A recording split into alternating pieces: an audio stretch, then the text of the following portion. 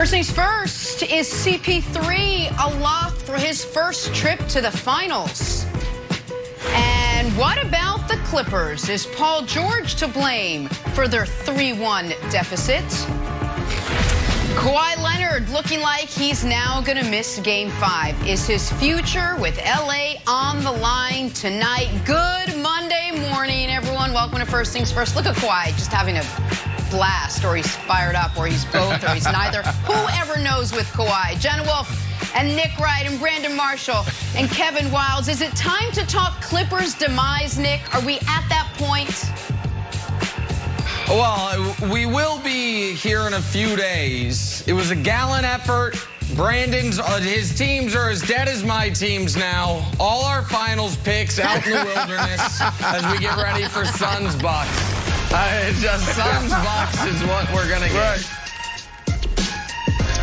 We'll talk all that Clippers in a second. But let's start out east, the conference finals, Game 3 last night. Hey, the Bucks blew out the Hawks Friday in Game 2. How would Atlanta respond?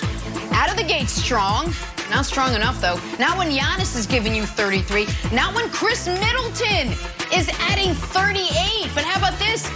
Chris Middleton outscored the entire Hawks team in the fourth quarter with his 20 points alone. Giannis calling his night absolutely unreal. Brandon calls it ridiculous. Bucks win.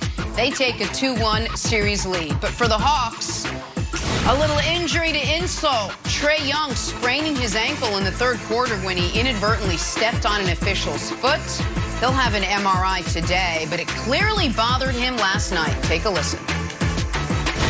It's sore right now. It's hurting. It's frustrating. Yeah, I mean, it's hurting a little bit, and it's sore. I got some treatment on it. I'm gonna go get some more in the morning. Yeah, I mean, that's all I can do right now is to get treatment. And then, yeah, when I came back in, it was just kind of sore, and I made me mad. I couldn't really go as fast as I wanted to, and then when I did, it hurt. So just gotta get treatment, and hopefully it feels better for next game. All right, definitely something to watch there. Nick, what's the bigger storyline here? The Bucks back-to-back wins or Trae's ankle injury? Listen, I believe the bigger story is the Bucks back-to-back wins. The Hawks should feel great about their season. They should feel even better about the potential for next season when Bogey will be healthy, DeAndre Hunter will be healthy, Cam Reddish will be healthy. They're doing this down two of their major rotation pieces in Reddish and Hunter, and Bogdanović, obviously, in this series has not been right, never more evident than last night with Trae Young taking another leap, or a leap to another level, I should say. But the story to me, Brandon, is the Bucks. And I think we have to start recognizing we have seen the Bucks model before, and it resulted in one of the best dynasties in league history. Now, they are a worse version than this model at almost every level, particularly on the coaching level. But the model is the Shaq, Kobe Lakers. You've got a superstar who is a guaranteed 30 and 10 in every single playoff game, essentially. You have a second option who is clearly the second best guy on the team, which Kobe was during that championship run, but who becomes the number one option in the fourth quarter, and Giannis knows as much and admitted as much last night. You have a point guard who's incredibly important to what you do, but you can't really rely on him enormously on the offensive side, and a team that is essentially unbeatable if the role players are knocking down threes. That model carried the Lakers to 3 straight championships where they were really only ever tested a couple times, once by Portland, once by Sacramento. Now, I'm not predicting that, Brandon, for these Bucks, because as great as Giannis is, he's about 92% of what Shaq was. And as excellent as Chris Middleton is, he's about 60% of what entering his prime Kobe Bryant was. But I think it might be good enough for one title, And it might be good enough to get them on the very, very short list for title favorites next season. So to me, the story is the Bucks realizing who they are, Giannis becoming the fully realized version of himself, and Middleton taking him home when they need it. No, I'm with you on that, Nick. I mean, last night watching this game, you know, I was thinking about where's my stance on this team? Where do I stand when it comes to Giannis? I feel at times wishy-washy. The dude is phenomenal. I mean, 30 points, 10 points. He makes it look easy. But the free throws, not being able to develop a shot from three, only having one or two moves on the offensive side, it just brings too much gray to the conversation around the Bucks and also around Giannis. And that was what I was thinking about last night. But look at this, you know, when we look at this question, we're talking about, you know, what was the bigger storyline? I got to go with the Bucks. You know, Trae Young was phenomenal last night again. When he went down, there was 40 seconds left in the third quarter. When he rolled his ankle, they were up by 3 points. And you know, he was doing good. But here's the situation is that the Bucks were rolling. They came back from a first quarter deficit. I mean, double digit, down 17 points, I believe, second quarter. They were able to cut that in half almost. And then the third quarter, before Trae went down, they were down by 3.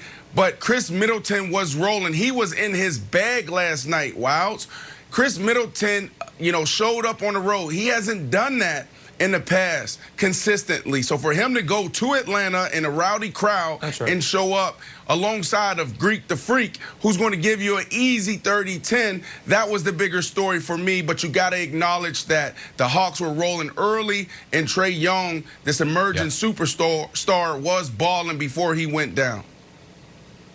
Yeah, look, Giannis was amazing, and that dunk that he has on Lou Williams on the breakaway, you can see Lou just kind of be totally deflated, and I think that was the most demoralizing, sort of just gimme 2 points of the entire series. Nick, but to your point, that's the nice, I'm glad we're starting Monday on a very nice note, because the nicest thing you've ever said is that Chris Middleton is 60% of Kobe. I'm taking the under by a large margin. Here's the thing about Kobe.